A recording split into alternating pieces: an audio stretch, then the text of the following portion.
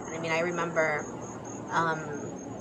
being in a class where it was like sociology of immigration, and they were talking about undocumented immigrants and whether undocumented immigrants had or didn't have the right to be in this country, and whether we stole jobs, and like all of those questions. And I remember like sitting there being like, all these people are talking about me like I'm not in the room.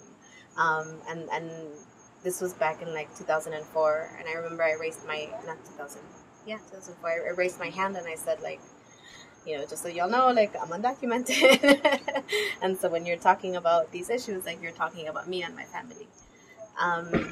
And yeah, and I think like that was for me like part of starting to think about how to use our stories, because like, I don't know, like it's like we can't vote, right? Like we don't count on all of these different ways, and like what we have is our stories and our experiences and our bodies, and I feel like that's kind of what we've been using in the coming out struggle as undocumented people too. Y pues era cosa que afectaba a la familia, y es una cosa nueva que está sucediendo, y como tal nosotros sentimos que era la necesidad nuestra la de seguir apoyando la campaña que ya habían empezado ellos. A mí me dio miedo participar en la acción de desobediencia civil, pero también tenía yo miedo.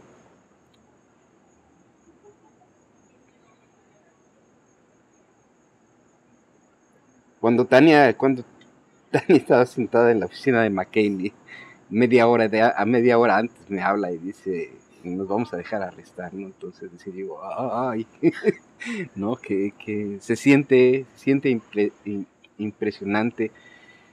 Y yo lo que le decía a ella, le digo, cuídate, mija, nada más, porque estos te pueden hacer pasar un muy mal rato. I was experiencing being undocumented as an identity, and as we were talking, it became clear that my mom wasn't, because she would say like it's a status, it's just a status, right? It's something that can change, or like, and it is something that can change, and it is just a status in some ways. But I feel like in other ways for me, because it has been such a big part of how I've grown up, that it's become an identity, almost. And I think sometimes that's not necessarily the most effective way to view it, but it's just the way that it feels. The process about what happens once we got here was also very different because of family dynamics and age differences.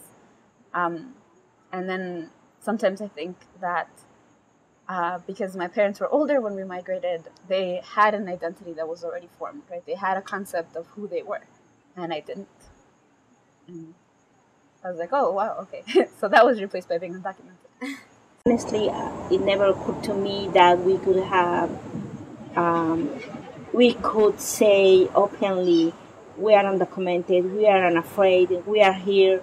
And they started this movement in which they start talking, and I really, for me, that was something that changed completely the way I used to see the movement, the way I used to see the concept of organizing, because they came with something that I don't think it never would come to my mind, because in Mexico you are very afraid of the police, you are afraid of doing activities that we call their attention, and here they show us that being organized is the way that you protect your community, and this is something that I have learned from them.